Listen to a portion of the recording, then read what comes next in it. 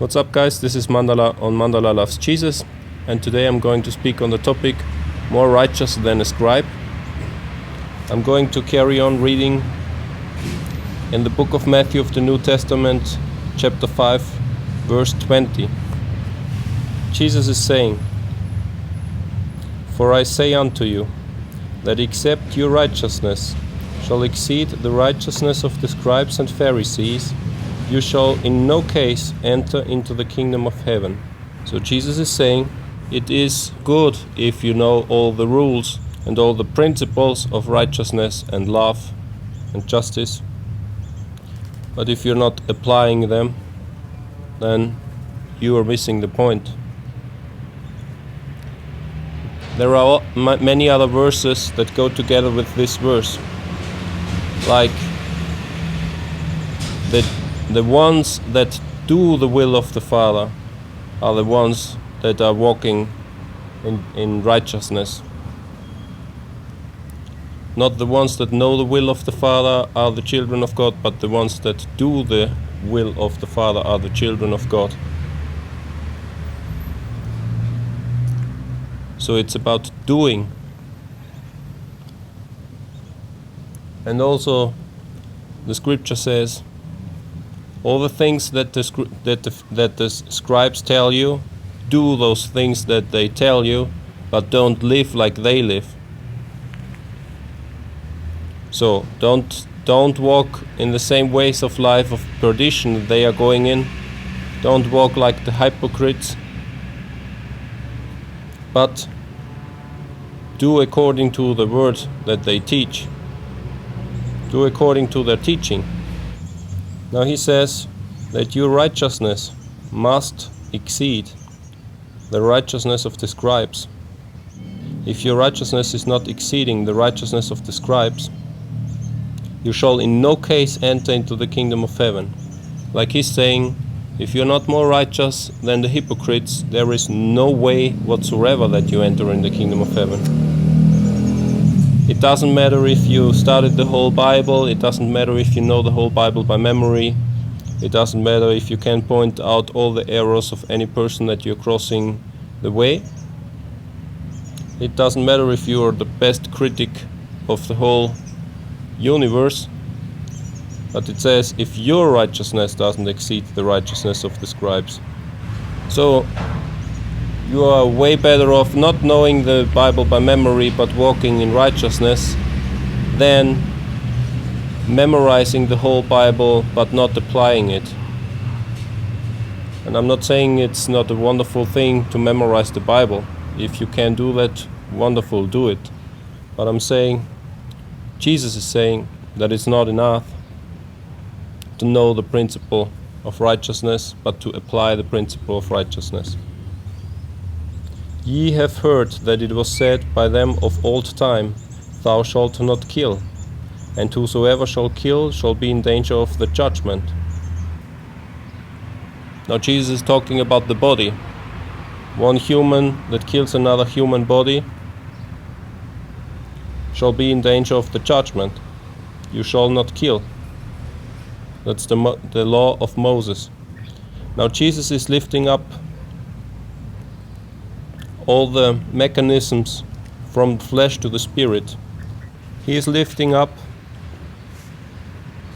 the precision of God's judgment and the precision of our conscience that we need to measure ourselves from the body to the spirit.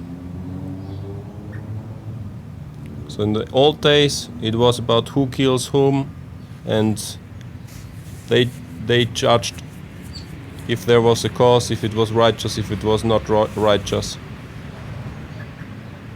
But basically, in the Old Covenant, if it wasn't God that told you to kill someone, you were not meant to touch anyone. That's why the commandment says, you shall not kill anyone.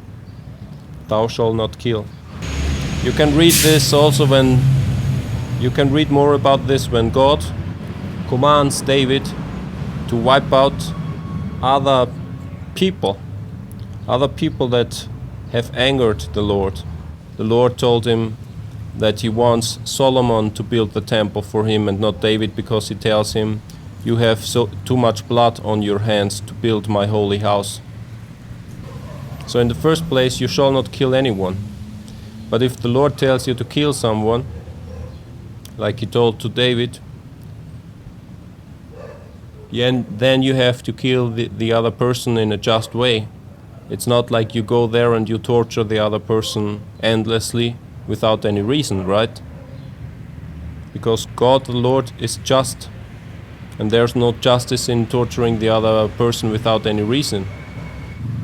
Now Jesus goes on in verse 22, "Whosoever is angry with his brother without the cause shall be in danger of the judgment." He is saying basically that being angry with another person without the cause is at the same level as killing someone in the old covenant. You see? He says, "Thou shalt not kill, and whosoever shall kill shall be in danger of the judgment." Anyone killing anyone is in danger of judgment. But now in the new covenant, whosoever is angry with his brother without the cause shall be in danger of judgment. So it's much more precise now. Our conscience has to be much more refined to stay in the righteousness that Jesus wants from us. So he's taking the sin level of the old covenant, and then he says in the new covenant, he says, okay, now you have to walk more refined, because now you already are walking with the heart of flesh. You are not walking with hearts of stones anymore. There has been a change in people since the old covenant to the new covenant, changing the hearts from the people from stone to flesh.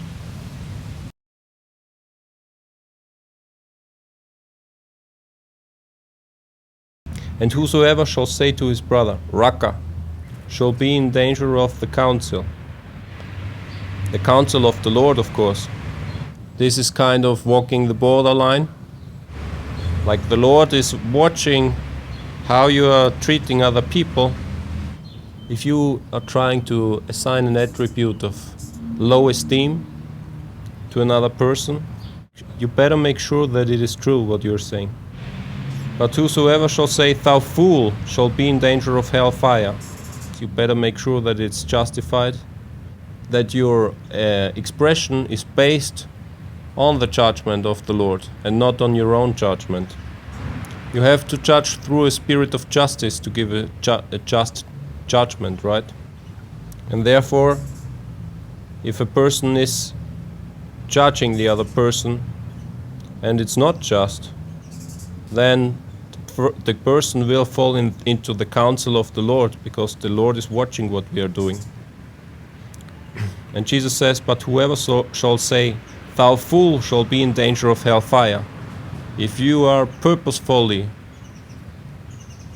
trying to put the other person down, like saying, you're a fool, this person is in danger of hellfire.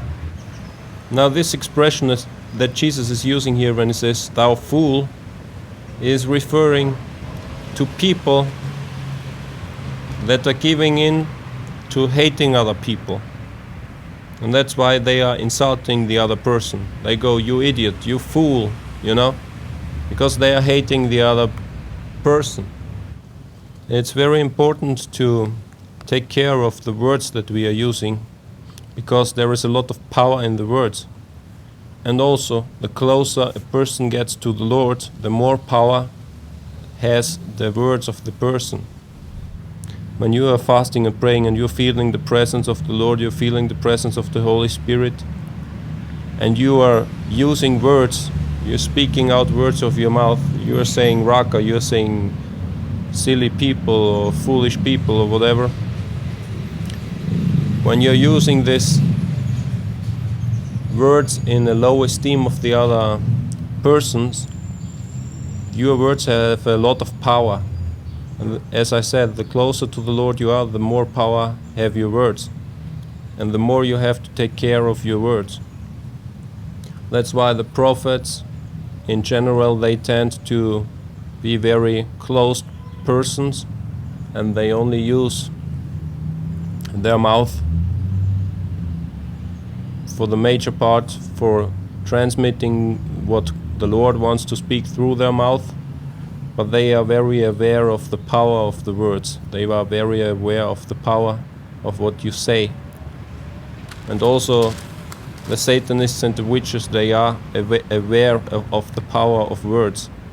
But there are many Christians that are not really aware of the power of their words, and you have to be aware of the power, because words are like waves, and if the right combination of words come together in an ocean, they can result in huge waves, in wave breakers, in tsunami waves or whatever,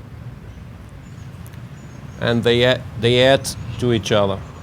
They add up in their amplitude, and if the emotion that is set free with the words is strong enough, basically anything can happen. So Jesus is pointing out 3 different situations. One is, someone is angry with his brother without a cause. The person is in danger of judgment.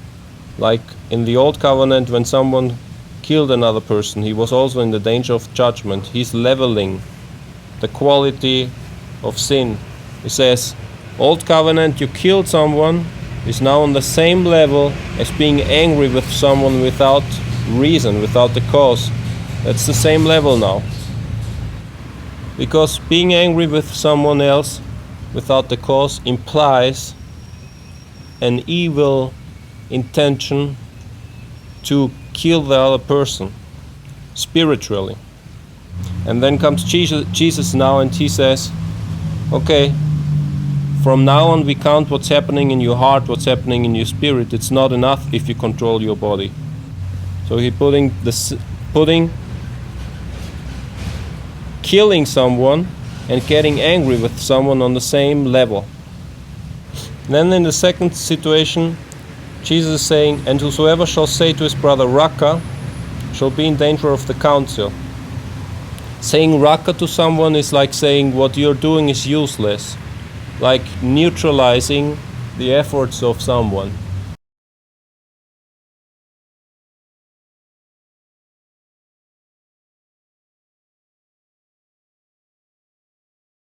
Like someone is trying to fix something in the house, and you're looking at the other person, at its efforts to fix it, and then at some point you go, stop it already, that's useless, your efforts are useless, they are no good, right?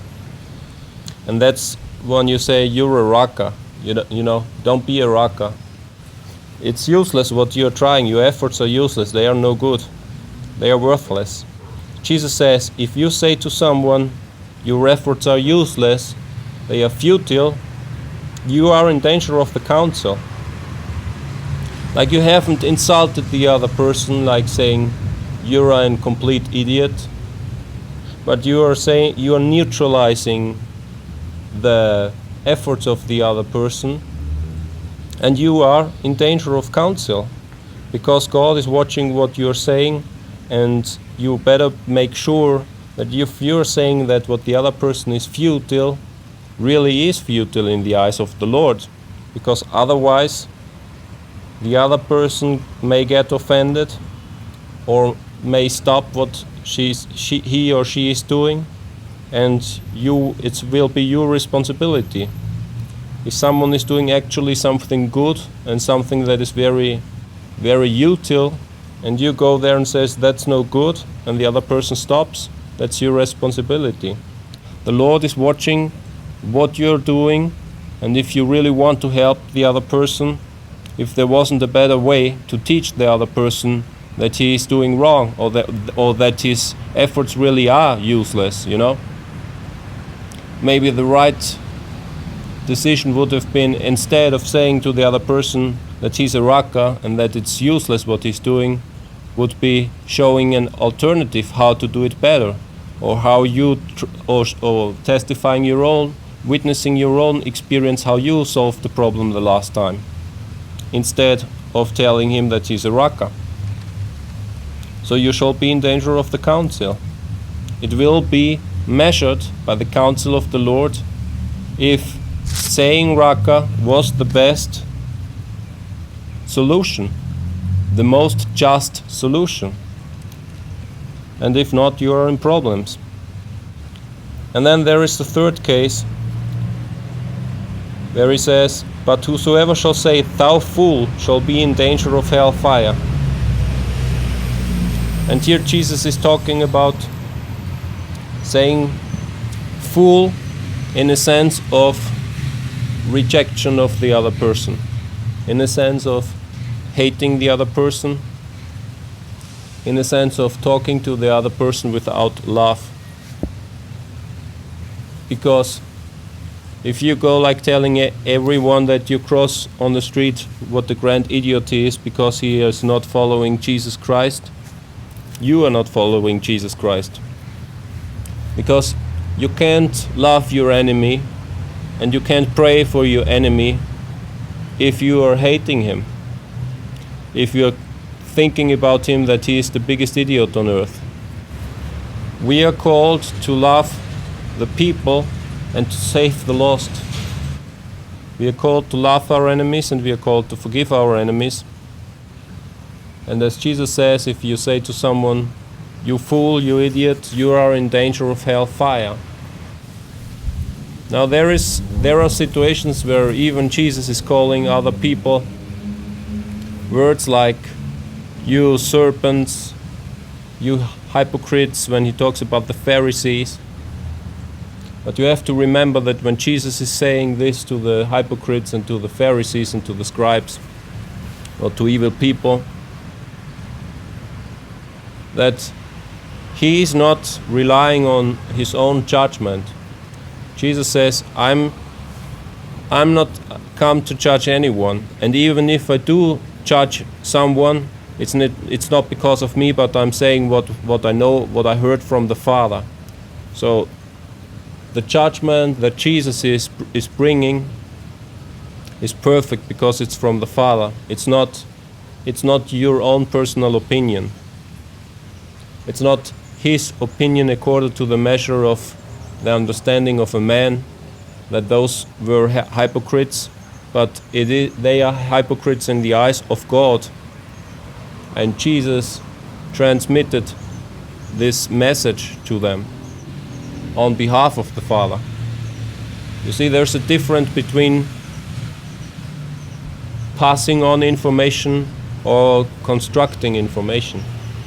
If God tells you to go to someone and tell him that he is a serpent and that they are evil people, then of course you have to obey the Lord.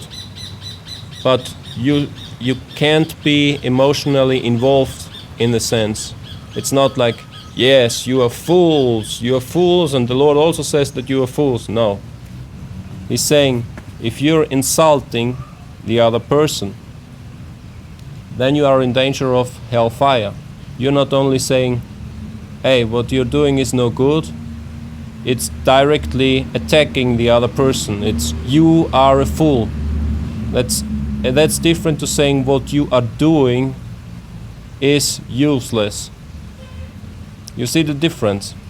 Telling someone that what this person is doing is useless, he may get offended, but legally, if you look at it, you're not telling the other person you are an idiot.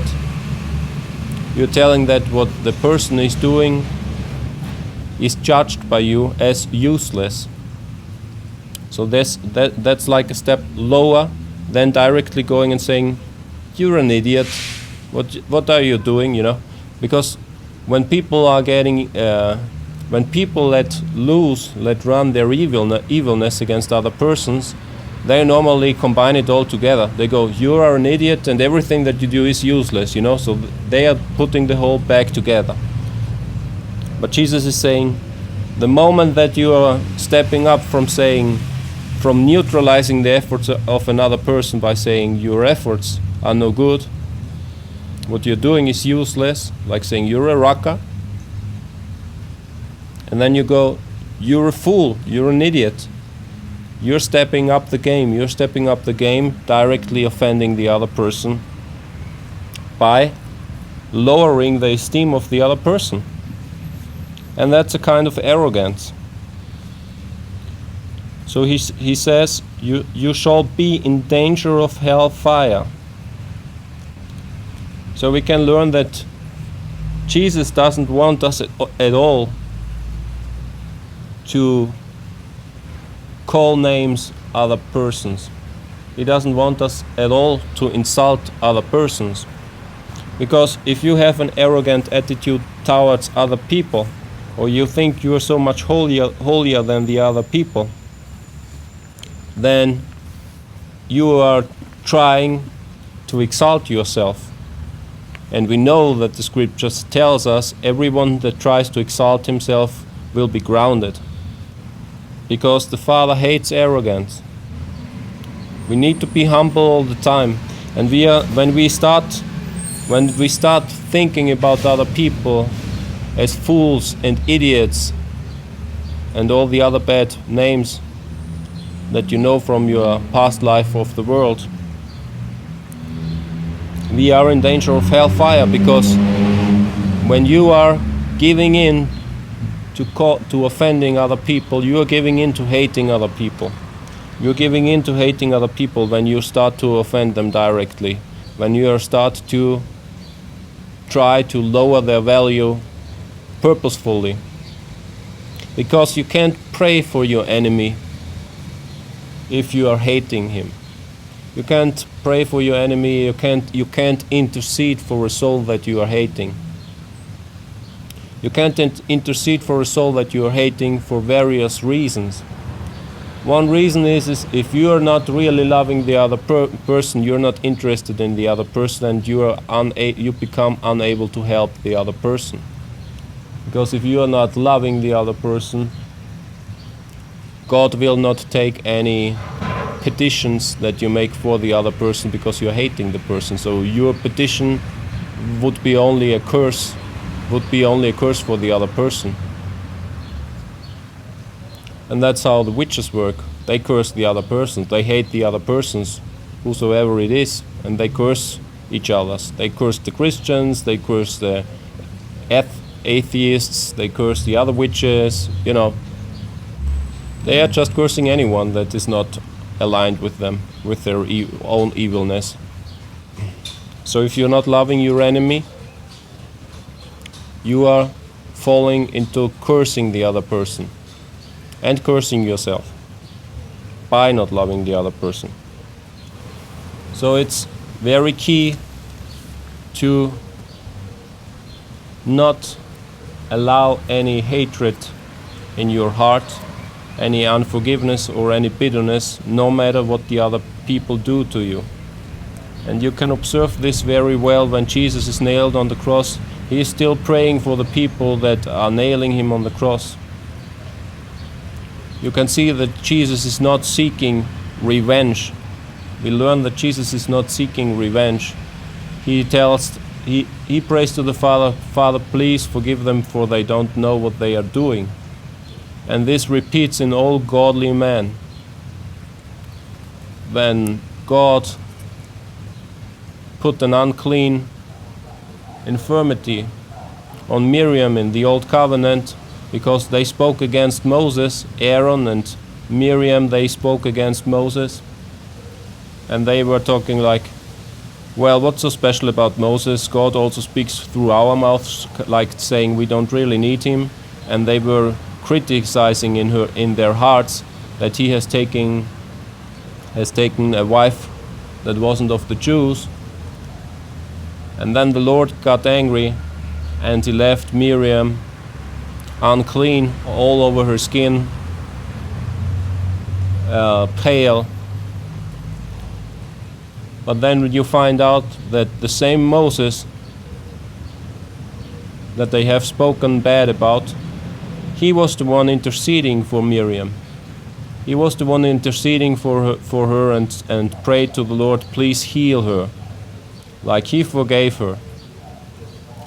And then the Lord answered and says, okay, because Moses has forgiven her. He stepped in for Miriam, even though she was against him. And that is why the Lord heard the prayer of Moses, because Moses, as Scripture says, was more humble than any other man living at this time. And you see his humbleness because he didn't get offended by the evil talking of Aaron and Miriam in their hearts, but instead of this, he asked the Lord to heal her. And then the Lord said, okay, but if her father had spit into her face, she would have been unclean for 7 days, and she would have to stay a week outside of the community before she can get back into her normal life. So the Lord said, okay, I forgive her, but she will stay a week outside of the camp before she gets back into her normal life to be humbled, so she may learn. Because the Father hates it when someone speaks against his prophets. He hates it.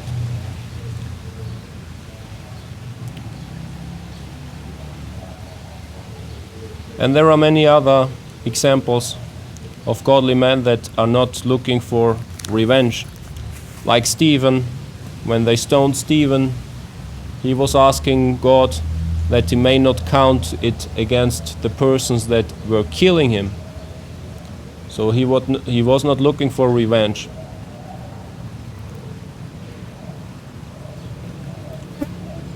Or also Jesus, when they captured him in the garden, he was not looking for revenge. He told Peter, loose the sword. Loose the sword already. So there are many, many examples. I put some scriptures there, you can see it, how important it is to not let any hatred enter into our hearts, to end up saying what Jesus says, thou fool.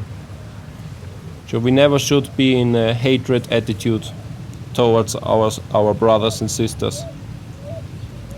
Even though if they are not reborn, even though if they are full of the worldliness, even though if they are sinners, even though if they are not following Jesus, even though they hurt you, or they abused you, or they mistreated you, whatever it is, we can never afford to have unforgiveness in our heart or hatred or anything like that. If you want to avoid hellfire, you just need to leave all those hatred and give it over to the Lord, so He can change your heart, and remember yourself to give room to the Lord. The Lord says, revenge is mine.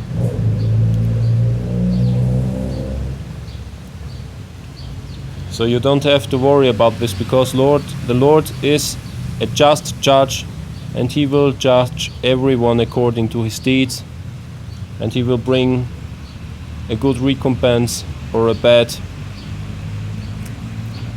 recompense to the people, unto them, according to what they did and according to their hearts.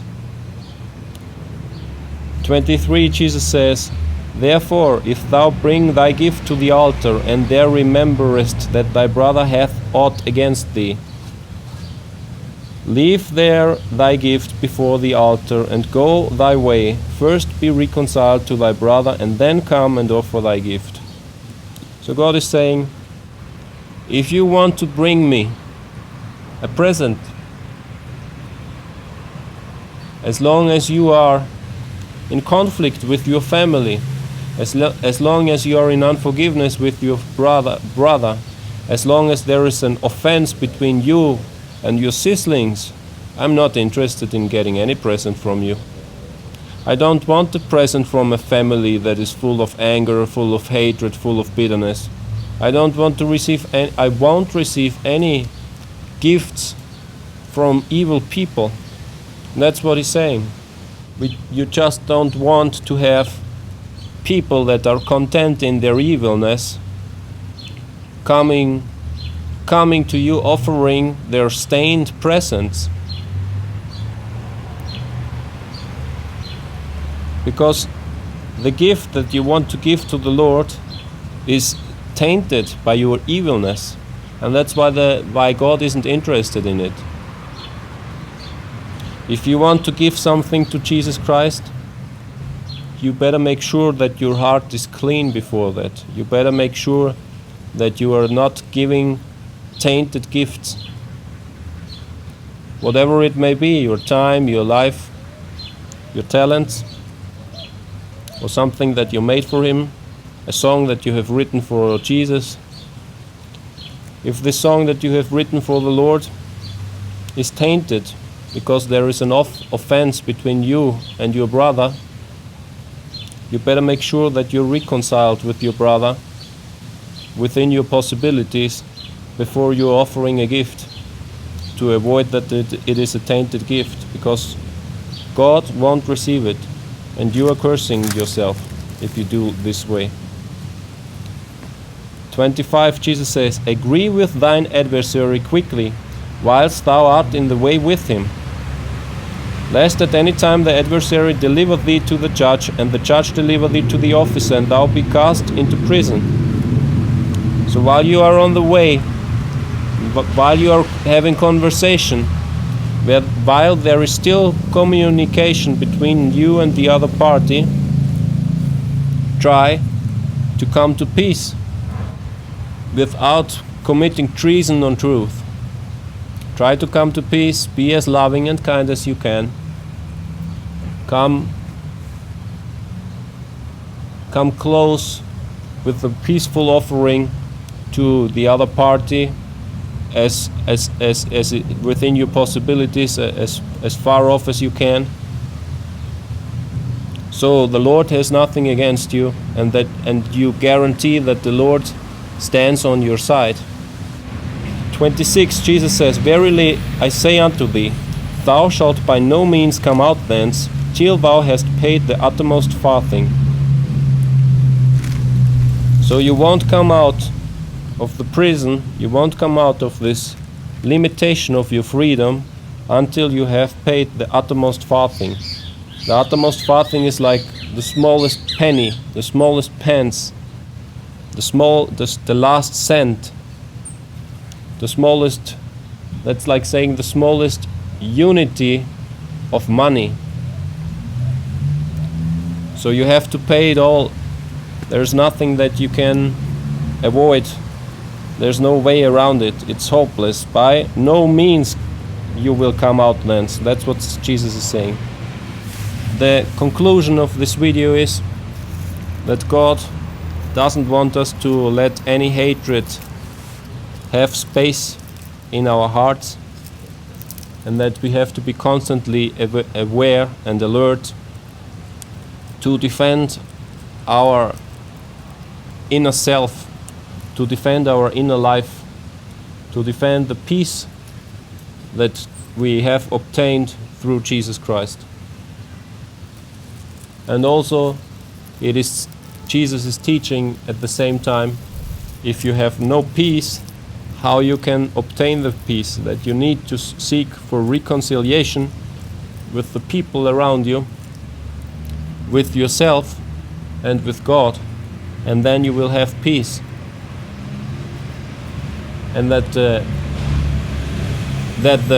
escape from condemnation is loving our enemies, praying for the people that want to nail you against the cross, praying for the people that are abusing you, praying for the people that want to destroy you, and praying for the people that you are used to hate, and to give up on your hate, and to replace this hate by love, and to love yourself and your neighbor, and to love God more than your own life, with all your might and all your strength and all your mind.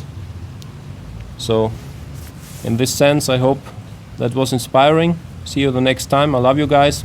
Bye bye. A big hug to everyone. See you soon. Be blessed in the name of the Lord Jesus Christ.